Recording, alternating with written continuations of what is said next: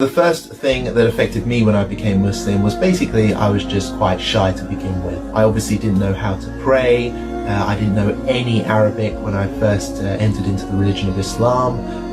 Obviously I hadn't fasted before, so the concept of fasting, especially for an entire month during the holy month of Ramadan, was completely new, completely alien to me.